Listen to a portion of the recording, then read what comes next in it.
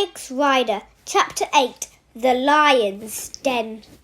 The evening seemed to have drawn in early at Liverpool Street. It was only 4:30 as Jack and Alex came out of the station, but already the street lamps were on, and the first commuters were on their way home, snatching their free newspapers without even breaking pace. There must have been a slight mist in the air, because it seemed to Alex that the offices were glowing unnaturally, the light behind the windows not quite making it to the world outside. Punched in the chest, unable to breathe, the pavement was cold and hard, rushing towards him. This was where Alex had been shot, and he would never be able to return without experiencing it again. The flower seller that he saw now standing on the other side of the cafe, the old woman coming out of the shop, had they been there that day? It had been 5 o'clock, almost the same time as now, but at the end of the summer, there was the roof where the sniper must have laid concealed, waiting for Alex to come out. He had sworn that he would never come back, but somehow he had been trapped. It was like one of those dreams when you keep on running but always end up in the same place. "Are you okay?" Jack asked. She could guess what was going on in his head, and she was alarmed. Alex pulled himself together. "It feels strange being back." "Are you sure you want to go through with this?" "Yes, let's get over with it." They stopped in front of a tall, classic building that would have been just as much at home in New York, but for the Union Jack that hung limply from a pole jutting out of the 15th floor. A black-painted door invited them in, and on the wall to one side a brass plate read Royal and General Bank, PLC, London. Strangely, the bank was fully operational, with counters, cash machines, cashiers, and clients. And Alice wondered how many people had accounts here without knowing what the real purpose of the building was. The entire place belonged to the Special Operations Divisions of MI6. The bank was nothing more than a cover, and for that matter, how many men and women had come out of that door and never returned? Alex's uncle had been one of them, dying for Queen and country, or whatever else motivated them. What difference does it make when you are dead? "Alex!" Jack was watching him anxiously, and he realized that despite what he had just said, he hadn't moved. "The lion's den," she muttered. That's what it feels like. Come on." They went in. The door took them from the cold reality of the city into the warmth and deception of a world where nothing was ever what it seemed. They were in a reception area with a row of lifts, a marble floor, half a dozen clocks, each one showing the time in a different country, and the inevitable potted plants. But there would be hidden cameras, too. Their images would already be on their way to a central computer equipped with face recognition software, and the two receptionists, both female and pretty, would know exactly who they were before they said a word. One of them looked up as they approached. "Can I help you? We have an appointment. We have an appointment with Miss Jones." "Of course, please take a seat." It was all so normal. Alex and Jack took their places on a leather sofa. A scattering financial magazine lay on the table in front of them. Alex had come straight from school, so he was still in his uniform. He wondered what he must look like to passers-by. A rich kid, perhaps, opening his first account. A few minutes later, one of the lifts opened, and a dark-haired woman in a black suit stepped out. As usual, she was wearing very little jewellery, just a simple silver chain around her neck. This, of course, was Miss Jones, the deputy head of Special Operations and the second most important person in the building. Despite the impact that she'd had on his life, Alex knew very little about her. She lived in a flat in Clerkenwell, near the old meat market. She had been married once. She had 2 children, but something happened to them, and and they were no longer around. And that was it.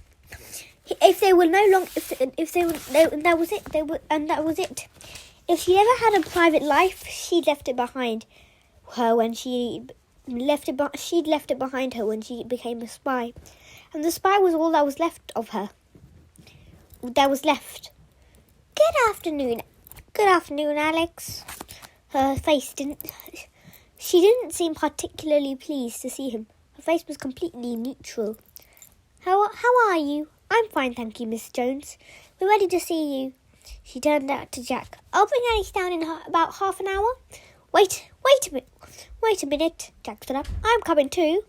Afraid not. Mr. Blunt wants to see Alex on his own. Mr. Blunt wants to see Alex on his own.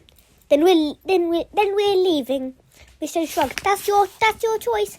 But you said on the phone that you needed our help. It's all right, Jack. Alex could see the way this was going. He had quickly made his decision. It was possible that Alan Blunt would agree to help him, but it would only ever be on his own terms. Any argument, and Alex would be thrown out in the street. It had happened before.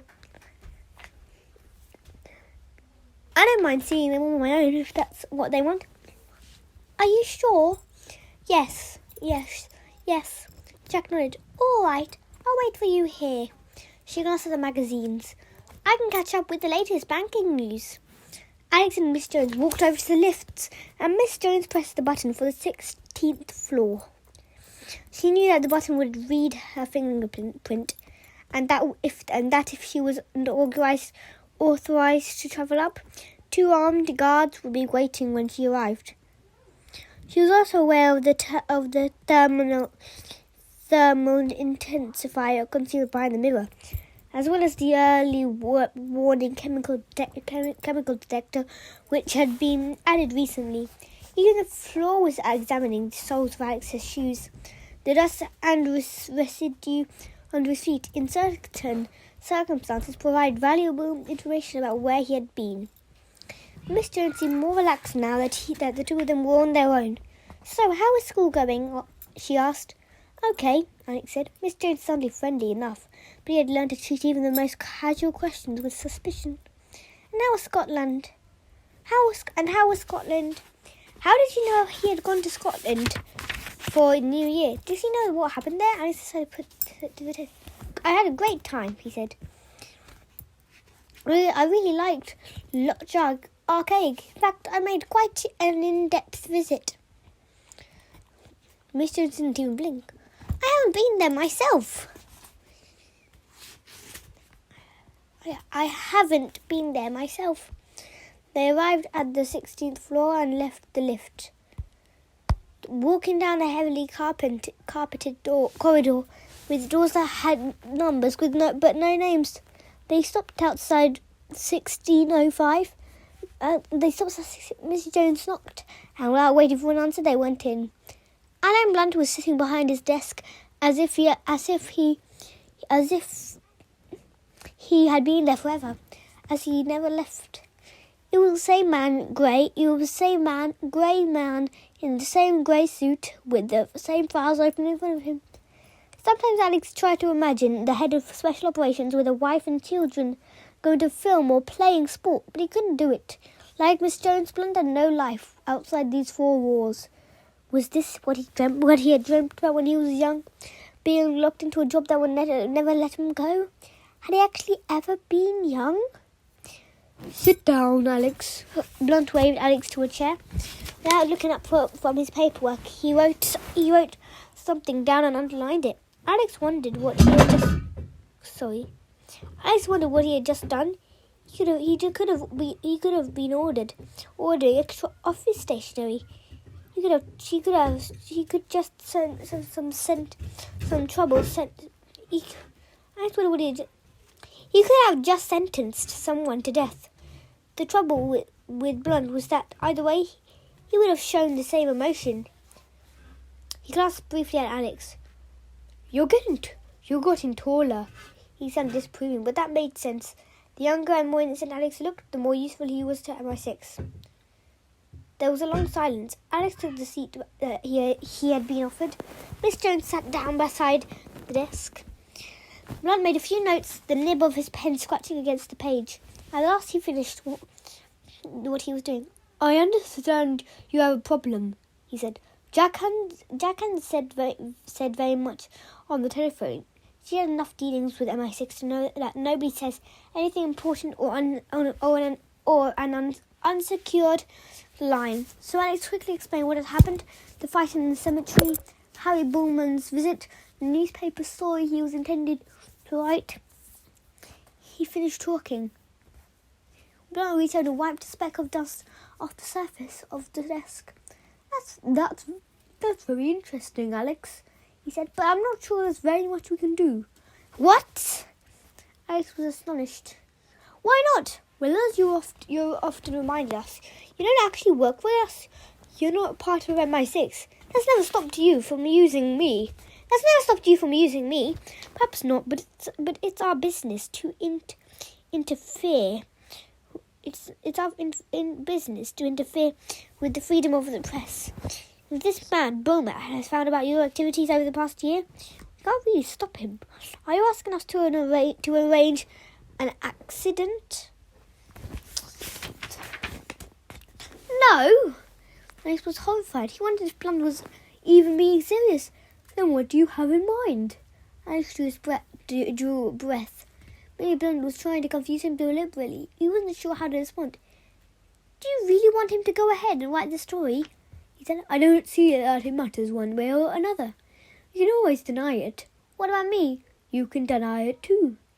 "You could, but it would make no difference. When Bullman's story came out, his life would still be in pieces. In fact, if MI6 denied the story, it would only make it worse." Once again, he felt a rising sense of anger. It was Blunt who had put him in this situation in the first place. Was he really going to sit back and wash his hands of the whole affair?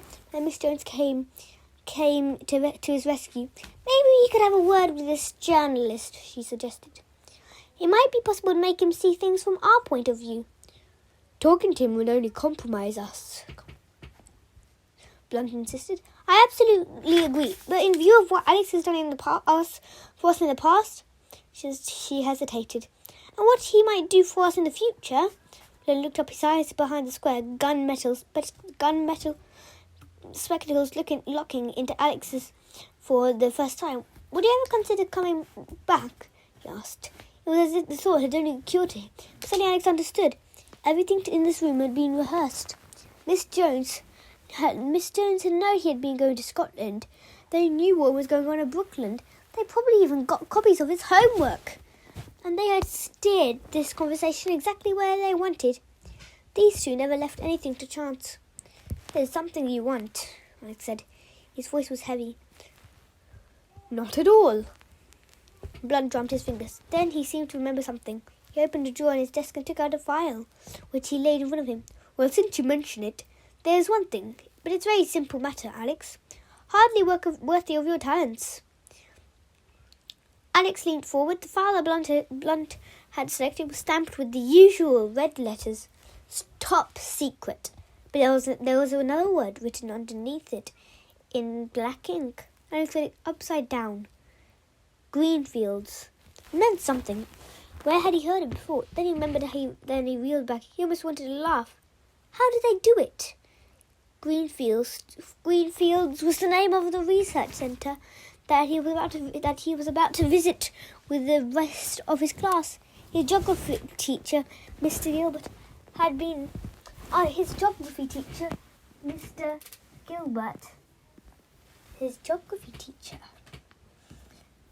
Remember, we've heard about that, people. We've heard. Mr. Gilbert, or I don't know, whatever his name is Alex's geography teacher. And they're going to have lost the page.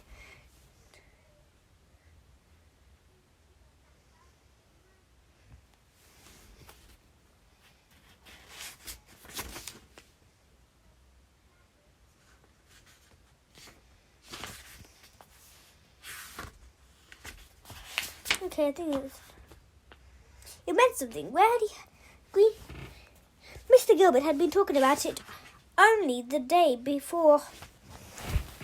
What do you know about genetic engineering? Blunt demanded. I've been doing a project on it,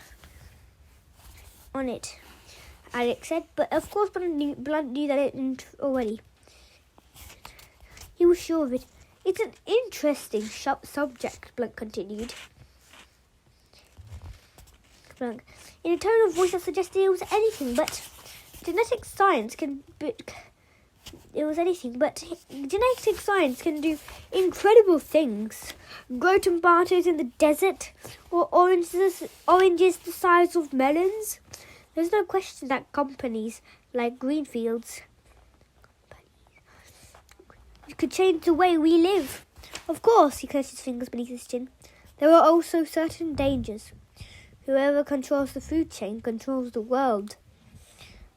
Alex remembered what Edward Pleasure had said when they were in Scotland. Exactly. Anything that puts too much power into the hands of one individual is of interest to us. There was one individual working at Greenfields who is causing us particular concern. His name is Leonard Strake, Miss Jones said. Strake is the Director and Chief Science Officer, age 58, unmarried. He was brilliant. He was a brilliant student reading biology at Cambridge back in the 70s. He invented something called the biolistic particle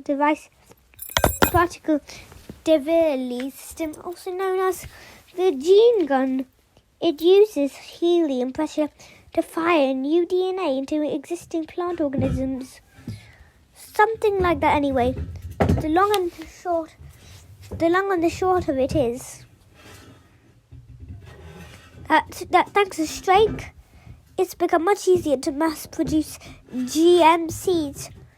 For 20 entire years, Strake ran his own company Leonard Strake made his own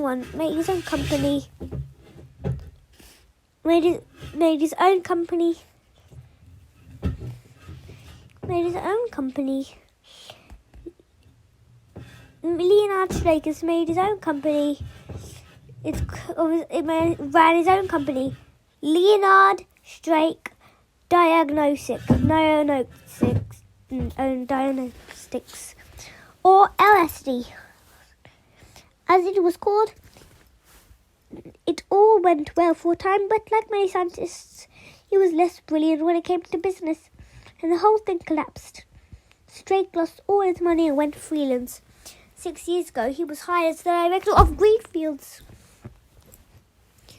and he's been there ever since. Why are you interested in him? Because of something that happened a couple of months ago. Blood opened the file. Last November, the police got a call from the whistleblower inside the company, a biotechnician by the name of Philip Masters. He said he knew something about Strake and wanted to talk. Given the security implications, the police passed the information to us. We arranged a meeting, but that one day before it could take place, there was an accident and Masters was killed. Apparently, he came into contact with some sort of toxic material, and it poisoned his entire nervous system. By the time he turned up in the local morgue, he was unrecognizable. An accident? Exactly. It seemed a bit of a coincidence. We don't like coincidences, Miss Jones said. Since then, we've been taking a closer look at Greenfields, Blunt went on. It's a major operation, as well as research and development, also as one of the largest suppliers of genetically modified seeds in the world are using the gene gun that Strake pioneered. There are whole countries in Africa and South America that are dependent on it. We cannot risk having a loose cannon at the centre of an operation like that. Masters knew something about Strake. We needed to know what it was. Alex nodded. He was beginning to see where this was going. We've managed to put a tap on Strake's landline, and we intercept all the calls he makes on his mobile. But we need more than that. We want to get into his computer, Miss Jones said. Blunt nodded. There may be something in this. After all, people die all the time. Accidents do happen, and there are plenty of toxic plants on the site. I understand Strake keeps a whole greenhouse full of them.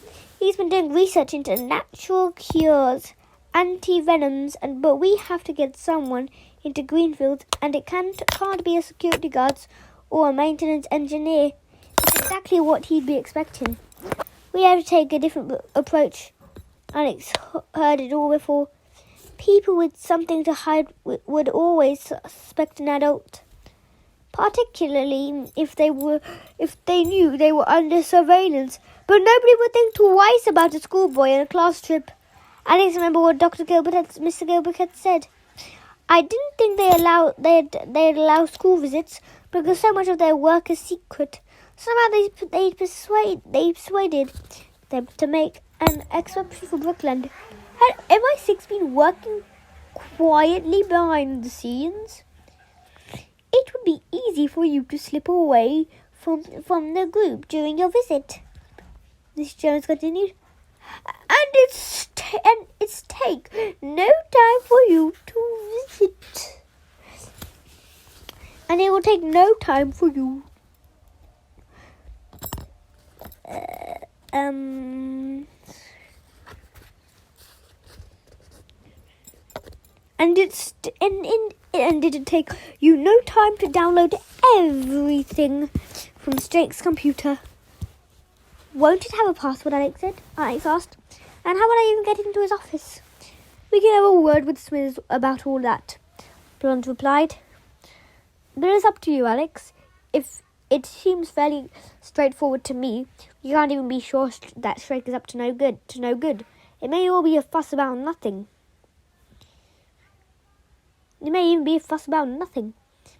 However, it seems that we can do each other a favour. You agree to help us, and we'll have a word with this man, Harry Bullman, and see if we can persuade him to leave you alone. Blunt smiled, but Alex was fooled. He knew what was going on. If he refused to help, he would be left out in the cold, and his life would be torn apart. Blunt was pretending to offer him a choice, knowing exactly what Alex would do. What Alex would do. The decision had already been made. He should have expected it. He had agreed to walk into the lion's den, so he could hardly complain where he got scratched. It's a pleasure to see you. It's a pleasure to see you always, Alex. It's a pleasure to see you always, as always, Alex, Smithers said. I rather fancy you've grown a bit.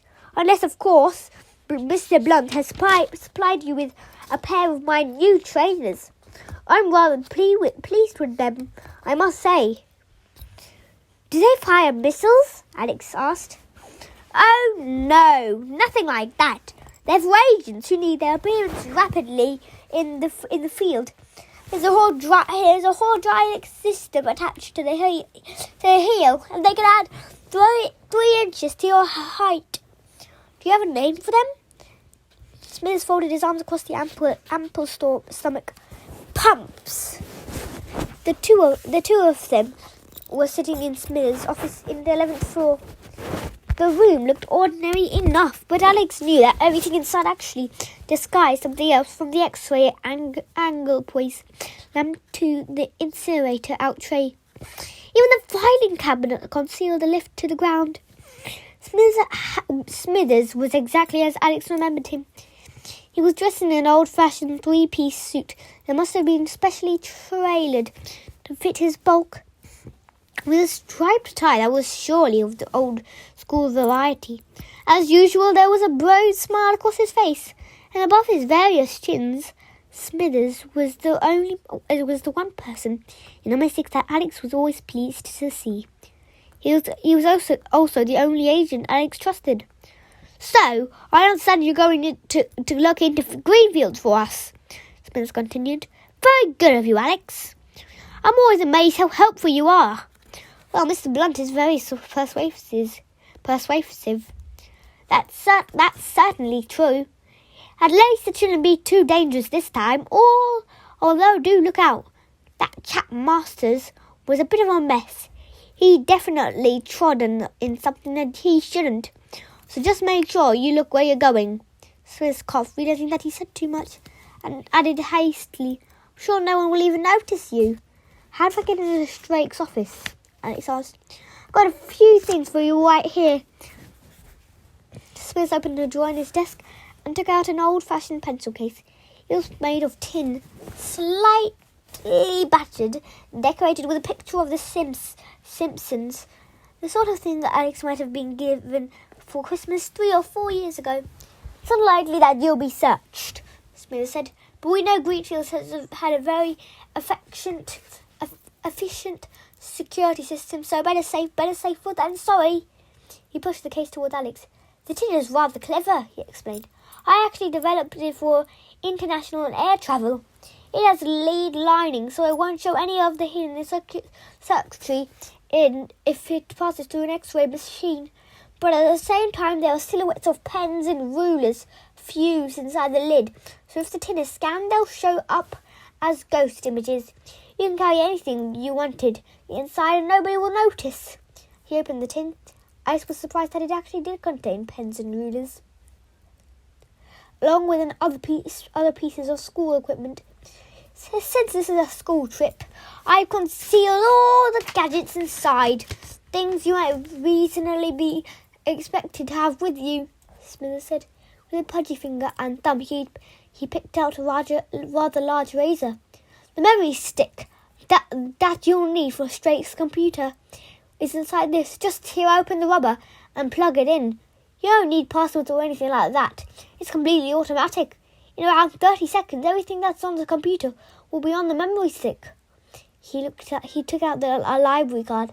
It was already stamped with Alex's name and had a magnetic strip on the back.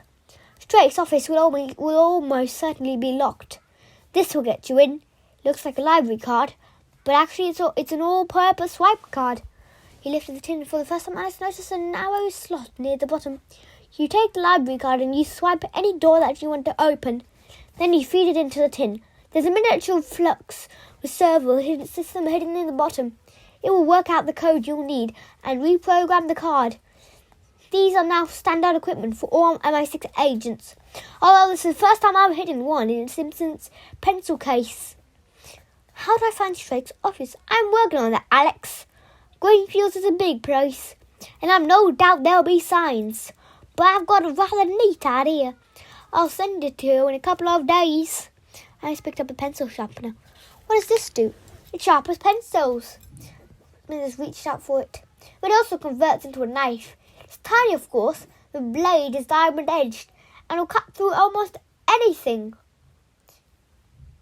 He lifted what looked like a small pocket calculator out of the tin. The plus button 3 times and it will send out a square wave frequency signal which would jam LA transmissions within 50 meters on the subject of jam. "It's almost time for tea. Would you like some?" "No thanks." I took out the calculator. Does it do anything else?" "As a matter of fact, it's also an extremely sophisticated communications device. Press the 9 button 3 times and you can talk directly to us. It'll work anywhere in the world." 999, I muttered. "Case of emergencies." Smithers smiled. "And finally, I know you liked your explosions, Alex, so you'll enjoy this." He took the last 2 items out of the tin. "They look like pens," Alex said. "Yes, they do. They're gel ink pens. But the gel in the instant is short for gelignite." Smithers held in front of him. "There are two colours here. The red one is much powerful than the black one. Remember that. It's the difference between blowing a door off its hinges and blowing the lock of the door. The both have time fuses concealed in the cap. Twist one for 15 seconds, then pull the plunger upwards to activate. You have a delay up to 2 minutes. They're also magnetic, and of course they write.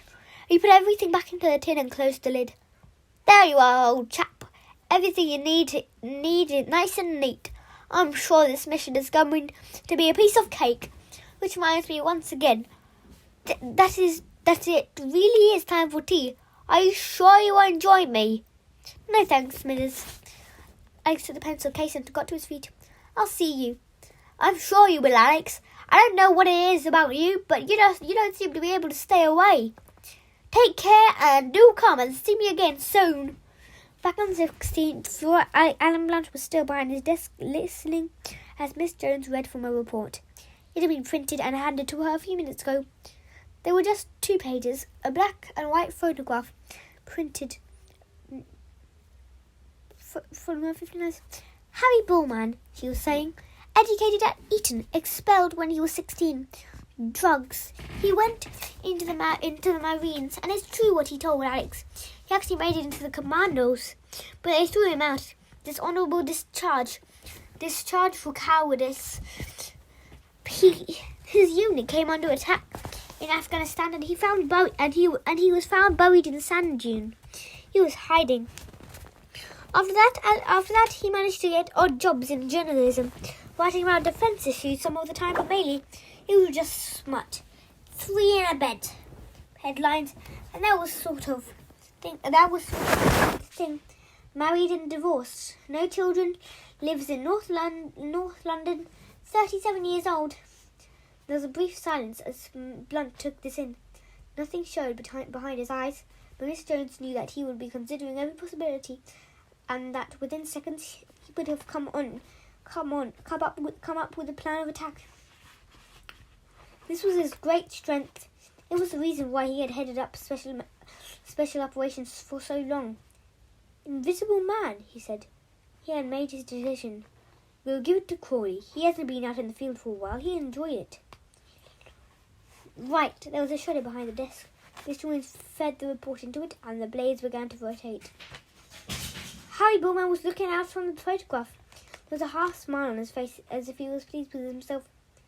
Slowly he disappeared into the machine, sliced into ribbons, and dropped into the bin below. Chapter 9, Invisible Man. There were at least 10,000 guests in the auditorium. They were all applauding. Harry Bullman made his way through the crowd, occasionally pausing to shake hands and receive congratulations from people he didn't even know. Ahead of him the stage beckoned. A dozen golden statuettes stood in a line, and one of them had his name on it. Journalist of the Year. It was glimmering in the spotlight, twice the size of any others. And as he walked towards it, it seemed to grow even bigger. Same time a bell began to ring. He woke up. It was 7:30 in the morning, and his alarm had just gone off. It had been a dream, of course, but a very pleasant one.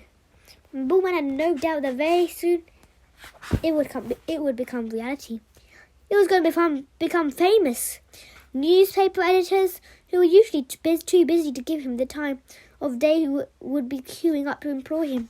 There'll be television, chat shows, celebrity parties, and piles of awards. It occurred to him that maybe he had a little too generous offering Alex 50% of his earnings. After all, he was the one doing all the work. It was his story. Maybe 40 or even 30% would be closer to the mark. In fact, at the end of the day, the journalist didn't need to pay him anything at all. It was as if Alex could do anything about it. It was incredible to read that the two of them had finally met. The Bullman remembered the first time he had heard the story of a teenage spy. He had been in the pub, the Crown in Fleet Street, a late-night drinking session with an old friend in the army who had been in the Science Museum with the parade. who'd been in the Science Museum with the parade.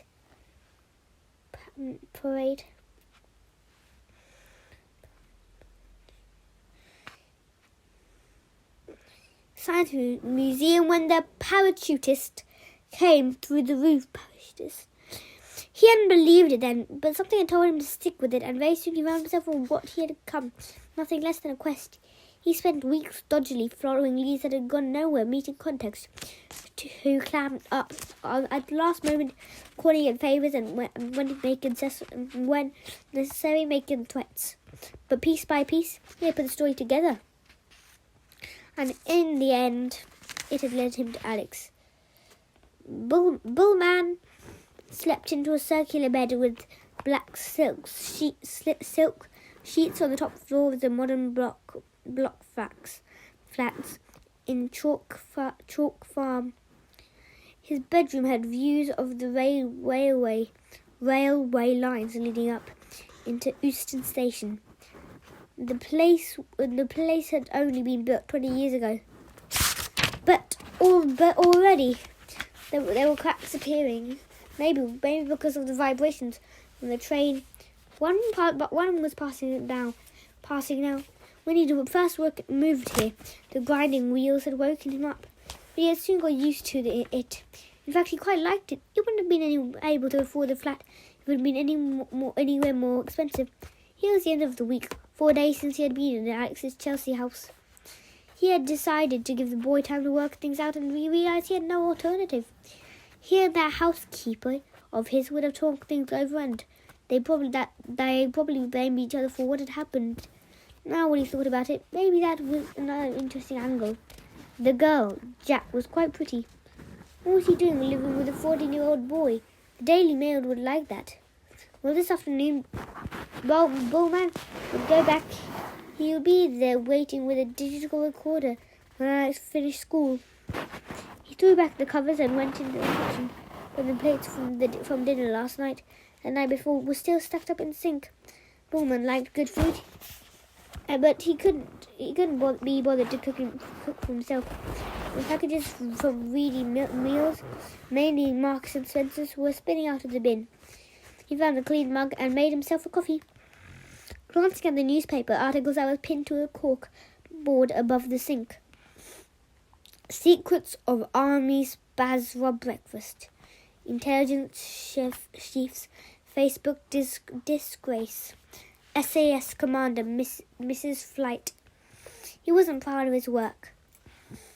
Nobody took too much notice of what he wrote, and the stories were always nearer the back of the page than the front. What did it matter anyway? They would read and then forgot, and they were read and then forgotten.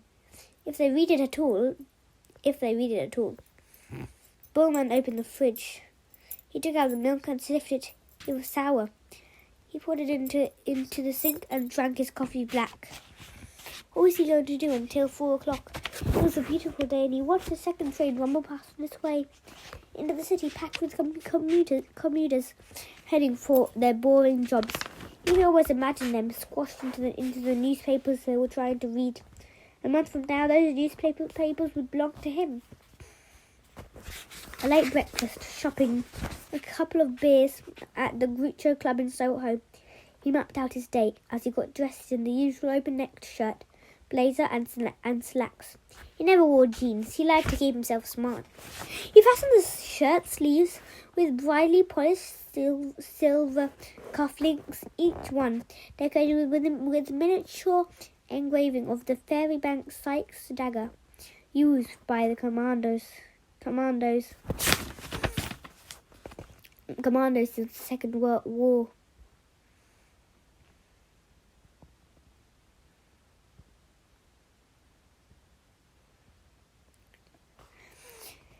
Finally, he scooped up in the briefcase that he always carried with him, grabbed his wallet from beside the table, finished his coffee, and went out. There was a newsstand opposite his building, with a display showing the morning headlights. Journalist killed. He couldn't help smiling as he read the words. He wondered if it was anybody he knew, probably someone taking a bullet in Afghanistan or something. He had often tried to get himself sent abroad. Our man, Harry Bullman, evidently with the Allied forces in Iraq, but none of the editors had been interested. Serve them right, whoever they were. Probably some stupid amateur who didn't know when to duck. He was about to cross a road and buy paper when he remembered that he had used the last of his change in the pub the night before. He'd been drinking a couple of freelance journalists, and somehow they'd all ended up round the fruit machine, shoveling coins into the slot. At one stage he'd won over £15, but of course he'd put it all back in again. That was his problem. He never knew when to stop. He took out his wallet and opened it. What he had was a few credit cards and no cash at all. The nearest cash machine was by the traffic lights, the other side of Camden Market. Bullman thought about walking, but as luck would have it, a bus appeared at the exact moment, rumbling towards him down the hill. At least he had his Oyster card. He pulled it out of his pocket and hurried over to the bus stop, arriving just as the driver pulled in, and the doors hissed open. A couple of people got on ahead of him, but then it was his turn. He pressed his card against the scanner. The machine made a discouraging sound. "I'm sorry, mate," the driver said, glancing at the screen which displayed how much money had been taken. "You've got nothing on your card." That's not possible, Bullman replied. "I took the tube yesterday and I had about 30 quid. "Well, it's showing 0 now," the driver pointing at the screen. "Your machine must be broken. It worked for everyone else." Bullman had his card against the screen for a second time, but with the same result. It was definitely showing £0, 0 pence. The 4 noughts seemed to mock him.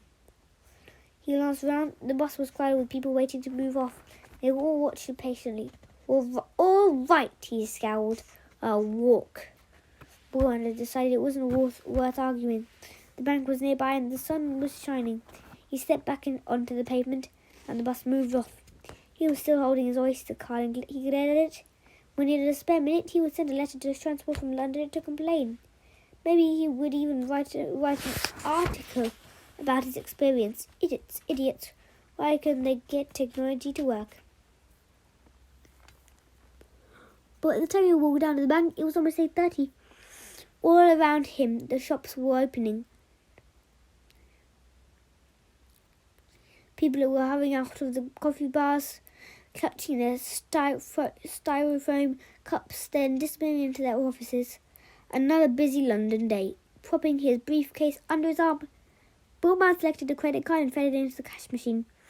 He needed the money for breakfast, to pick up a few groceries, and later on he might pick up a few groceries, and later on he might treat himself to a taxi over to Chelsea. He punched in his PIN, touched the button for £50, and waited.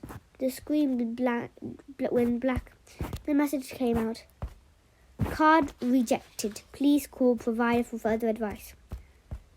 Bullman stared at the screen, then punched cancel to get his card back. Nothing happened. Not only was the machine refusing to give him any money, he had decided to keep his card. There was nothing wrong with his account. The last time he looked, he'd had over £2,000. Someone must have vandalised the cash dispenser. Some comedian town loot who'd had too much to drink. The bank wouldn't open for another half an hour. There was a building society just a few minutes further down the high street. This time there was a queue. Bullman stood behind an elderly woman who seemed to take an age to withdraw her money. Or at least it provided them that this machine worked. Bullman selected a second credit card, fed it into the slot. All his cards used the same PIN. His date of birth backwards. Angry, but taking care of to take a mistake. He keyed it in. The same thing happened again. A blank screen, a stark white message. His card was swallowed up. He swore. A couple of people are queued to him to use the same machine, and they were looking at him with a sort of pity, as if they imagined that he was broke, that there was nothing in his account. What would he do? What was he to do now? He was hungry. He needed breakfast. He had no money, and his Oyster card wasn't working. Then he remembered his car. A second-hand Volkswagen Golf was parked around the corner of his flat. He didn't often use it during the day, even with the congesting charge. There was still too much traffic in London, but he often drove it at night. And he kept spare cash in the glove compartment, usually about £10. That wouldn't buy him much, but it was better than nothing. And he could use it for breakfast while he waited for the bank and the building society to open. He'd feel better with a bit of food inside him. He'd go in and shout at the silly fat girl behind the cash desk. In his view, cashiers were always silly and fat.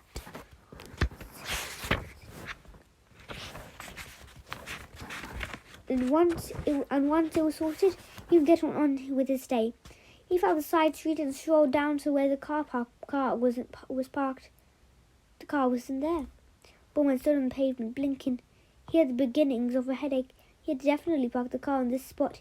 He might have had too many drinks the evening before, and yes, he was probably well over the limit. But he was certain this was where he had left it. Now there was a blue Volvo in the space. He looked up and down the road. There was no sign of his Volkswagen. He forced himself to think. Dinner, pub, fruit machine, one last drink, then home. Around midnight, the car had to be here. The car wasn't here, so what happened? It had been stolen. Cars were always being taken in this part of town. A lot of residents had those clumsy-looking locks that fitted over the steering wheel, but he had never bought one. He shook his head. What a day this was turning into. He'd been in a bad mood when he caught up with Alice Ryder late this afternoon. It would be their first session together. But even so, he was going to give this boy a hard time. First things first, Bullman took out his mobile to call the police. He wondered what number to use. This wasn't really an emergency, but he decided to call 999 anyway. He thumped the button 3 times. He had held the phone to his ear. Nothing. It was ringing. There wasn't even a dialing tone. It wasn't ringing. There wasn't even a dialing tone. Bullman brought the phone down. It was a brand new iPhone and examined it. No signal. It was ridiculous. He was in the middle of chalk farm. There was always a signal here. He walked a few places along the pavement. He held the phone up, tried it at different angles. The screen remained the same. He squeezed the phone so tightly that he was almost crashing it. He forced himself to calm down. There was an old-fashioned phone box at the call. He could call the police from there. He retraced his steps and entered the phone booth, which was plastered with advertisements for models and smelled of cigarette smoke and urine. At least that phone itself seemed to be working. He balanced his briefcase against the glass and made the call. Which service do you apply? The operator asked him. My car had been stolen, Bowman said. He was almost relieved to hear the human voice. I need to speak to the police. There was a pause and he was put through. I'd like to report a stolen car, he said. I parked it on Chiltern Street last night and now it's gone. Can I have the registration number? It was a woman. It was a woman's voice. She didn't sound very concerned. She almost spoke with a 14 accent, made it him wonder if he'd been rerouted to a call centre abroad. Forcing himself not to lose his temper, he gave the registration number. KLO6NZG. KLO6NZG. Yes. Is that a green Mercedes CLR coupe? No. Bowman shut his eyes. His headache was getting worse. It was a silver Volkswagen Golf. Can you give me the registration number again? Bowman repeated it, leaving a space between each letter and digit. Whoever was at the other end of the line obviously didn't seem to have much skill with computers. I'm sorry, sir. The woman was adept. That number was registered to a Mercedes. Can I take your name? It's Bullman. Harold Edward Bullman. And your address? He told her. Could you hold on a moment? There was another silence. Longer this time. Bullman was about to hang up when the woman came back on the line. Mr. Bullman, how long have you had this car? I bought it 2 years ago. I'm afraid we have no record of that name or address. Finally, Bullman lost his temper. Are you telling me that I don't know where I live? And that I have forgotten that make and the colour of my own car? He demanded you. I'm telling you, my car had been stolen. I left it here yesterday and it's gone. I'm sorry, sir. The registration number you've given us doesn't match up with the information I have here. Well, your information is wrong. The Bullman slammed the phone down. His head was throbbing. He needed money. He felt naked without cash, and he wanted to eat. He looked at his watch. At least that was still working. 9:05. The banks would have opened by now. Bullman had ID on him, and he'd feel better once he had a full wallet. He could deal with the car later. He turned and walked back the way he'd come. 20 minutes later, he found himself in the local branch of the bank, talking to one of the personal managers by a desk in the main hall. The manager was a young Asian man dressed in a suit with a neat beard. He was clearly alarmed that this new customer came striding up to him. The Bullman realized with all the tramping back and forth, trying to deal with the events that seemed to have ganged up on him past hour, he must look half crazy. He no longer cared. I need to withdraw some money, he said, and your machine doesn't seem to be working. The manager frowned. We haven't had any complaints. Switches had been pulled as automatically. His light was turned off. He had to get a telephone. He had to talk to his editors, to the people which employed him. He had no money. There was a phone in his flat. That was the answer. Bullman didn't really want to be on the street anymore. He had become a non-person, an invisible man. For some reason, he felt exposed. How could he be sure that it wasn't him? There was someone who really did want to stab him. He had to get inside. He was sweating by the time he had got back into his apartment block, and his hand shook as he tried to force into the key into the lock. It seemed to want to go in. It didn't seem to want to go in. In the end, after 3 attempts, he realized that the key didn't fit, and that was impossible too. He used it every day. He had used it last night, but someone in the last 9 hours had changed the lock. "Let me in!" he shouted. There was nobody listening to him. There was nobody to listen to him. He was shouting at the glass door and the brickwork. "Let me in!" He kicked the door using the sole of his foot, but the glass was reinforced, shatterproof, and held in place by powerful magnet plates. He kicked out 1 second time. He was screaming now. Anyone passing would think he was mad. "Are you all right, sir? Can I help you?" He hadn't heard the police car draw up behind him, but when he turned around, there were 2 policemen standing on the pavement. Bullman was glad to see him. After all, he'd been trying to call him just a few minutes ago. "I'm locked out," he said. "Do you live here, sir?" "Well, obviously I live here. If I didn't live here, I wouldn't be trying to get in." Bullman realized he was being rude. He tried to force him to smile to his face. "I have a flat from the top floor," he explained. "This has never happened before. Can I try for you?" Bullman noticed that the policeman had dropped the "sir."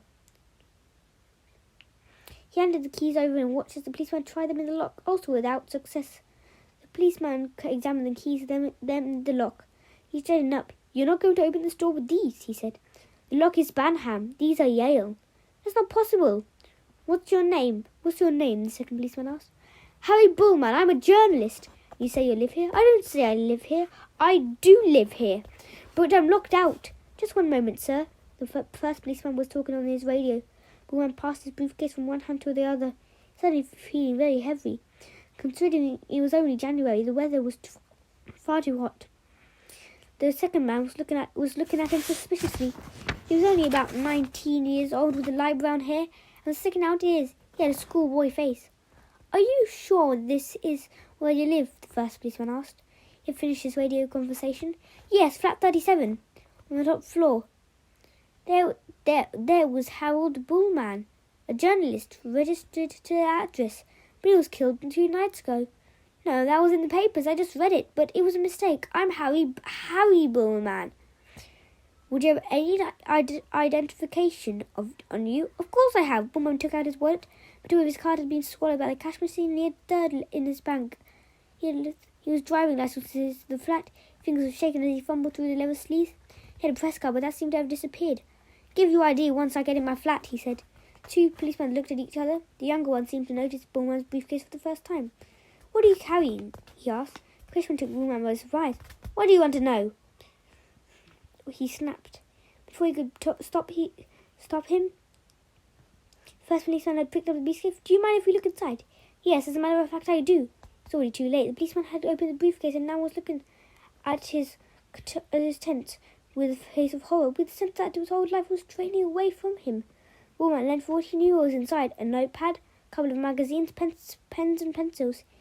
He was wrong. The policeman was holding the case open. Bullman could clearly see the kitchen knife, about 15 inches long, the blade covered in dried blood. Wait, he began. The two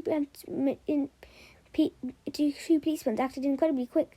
Without even knowing quite what had happened, Bullman found himself face down on the pavement with his arms gripped behind his back. He felt the metal edges of the handcuffs bite into his flesh. As they clicked shut, the first policeman was back on his radio, talking rapidly. A second later, there was a screech of tires, and another police car drew up. More uniformed officers emerged. "You are not required to say anything." Bullman realized that he was being told his rights. The words didn't register. They were booming in his ears. He felt himself being picked up and propelled towards the car. A hand was placed on his head, trying to stop him from banging against the doorframe. Then he was inside, being driven away at speed. Then he even turned the sirens on. An hour later, Bullman was sitting alone in a bare brick interrogation room with a window set so high that his shoulders showed a small square of sky that had taken up fingerprints in the swab from the side of his mouth, which he knew would be used to check his DNA. There were two new officers sitting opposite him. They were older and more experienced than the men who had made the arrest thickest and serious. They had introduced themselves as Baker and Ainsworth. Ainsworth seemed to be the senior of two bold with small hard eyes and a mouth that could have been drawn with a single pencil line. Baker was younger. He looked as if he had recently been in a first fist fight. He was holding a file. Bullman had been given a time to collect his thoughts. He worked out what he was going to say. "Listen to me," he began. "This is a stupid mistake. The way you've treated me is outrageous. I'm a well-known journalist, and I'm warning you." "It's good to see you, Jeremy," Baker interrupted. "That's not my name, Jeremy Harwood. Did you really think we wouldn't find you?" Baker laid the file on the table and opened it. Bullman saw a black and white police photograph. Once again he recognized himself, but it had this other name underneath it. He drew his breath. My name is not Jeremy Harwood. My name is Harold Bullman. My name is Harold Bullman. Harold Bullman is dead. No. We've already analysed the blood we found on the knife in the briefcase. It's Bullman's. You killed him. No, you're making a mistake. This is all wrong. Bullman fought for control. How could this nightmare be happening? Baker flicked a page in a file. There were fingerprints, 5 of them in a row, a series of what looked like chemical formula. "We've checked your DNA and your fingerprints, Jeremy. They all match up. So there's no need to pretend anymore. You escaped from Broadmoor 2 months ago." Ainsworth said. "Broadmoor?" Bullman blinked. "That's where they send the most dangerous prisoners in the country, the ones who were considered criminally insane." "Why did you kill Harold Bullman?" Baker asked. Bullman tried to find the answers, but words wouldn't come. Something has happened to his thinking process. He was aware that there were tears trickling down his cheeks. "Don't worry, Jeremy," Ainsworth said. "He sounded almost kind. He's going to take you back. You'll be safe, locked up in your cell. You won't hurt anyone ever again.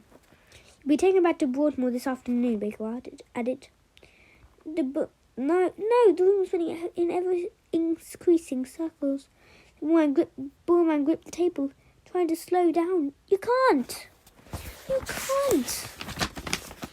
"We can. The arrangements have already been made." The door suddenly opened and a third man came in.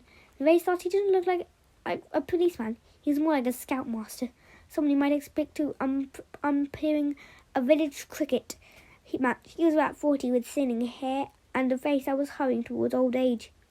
He was wearing a suit that didn't match his brown suit shoes. "Thank you," he said. "I'll take over now." He didn't exactly radiate authority, but there was something to his voice, an edge of steel that cut straight to the point. The two detectives stood up immediately and left. The man took their place at the table. Opposite Bullman, his eyes were empty and cold. "My name is Crawley," he said. Bullman was still crying.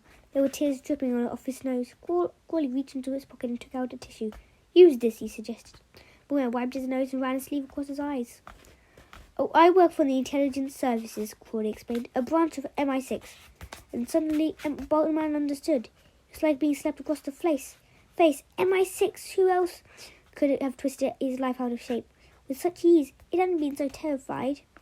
He would have expected, furious with himself. He should have expected something like this.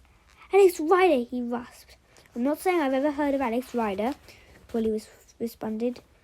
His voice was out of step. "But I'm going to tell you this. I could snap my fingers now and a van would take you to Pisachaya Hospital and lock you up. And that's where you would spend the rest of your life. Harry Boomman would be dead and you'd be the lunatic who killed him." But... Boomman couldn't talk. He could barely breathe. "For that matter, I could eliminate you myself," Crawley continued. "I actually know 26 different ways to kill you in a manner that will look completely natural. Some of them are quick, some of them hurt." He paused. "But those are not my instructions. I've been told to give you another chance." You bastard!" Boomman was crying again. "You can go home now. You can forget all about this. But if you go anywhere near Alex Rider again, if you approach any newspaper editor, if you so much mention his name, you will hear about it. And next time, we won't be so generous. We will wipe you off the face of Earth. Do you understand me?" Boomman said nothing. Crawley stood up. "From now on, we'll be watching you, Mr. Boomman," he said. "Every minute of every day. Please believe me, this was just a warning. Next time it'll be for real." He left the room. Boomman stayed where he was. Alex Rider's. The two words thundered through his head. Alex Rider. He hoped that he would never write his story. Hopes of a major scoop had been destroyed. He dragged himself to his feet. He was still trembling. Alex Rider. How he wished he had never heard the name. He wiped his face one last time and set about finding his way out. Goodbye, everyone, and thank you for listening to me reading you this book with Alex Rider. Book 8. Goodbye, called Crocodile Tears. Goodbye, everyone. Goodbye, everyone, and thank you for listening to this.